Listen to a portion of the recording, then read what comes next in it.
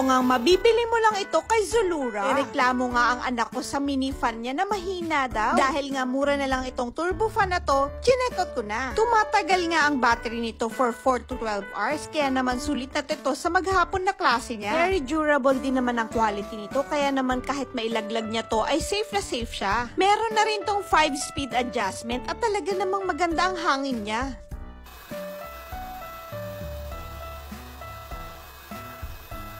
Hindi naman to sobrang ingay, kaya naman perfect ito sa mga kasing lakas pero hindi ganun kamahal mga idol. Ito nga pala yung ating turbo fan. Meron na nga pala tong up to 100 fan speed. At ang tagal ng battery life, up to 4,000 mAh battery life na pwedeng tumagal ng 10 to 12 hours mga idol. At makakapili ka pa ng kulay dahil meron na siyang blue, pink, black, and then yung color white. Sa sobrang init ng panahon talagang hindi ko na mabitawan to once na lumalabas ako ng bahay. At guys, hindi ko talaga in-expect na ganito kalakas tong turbo fan na to mga idol. So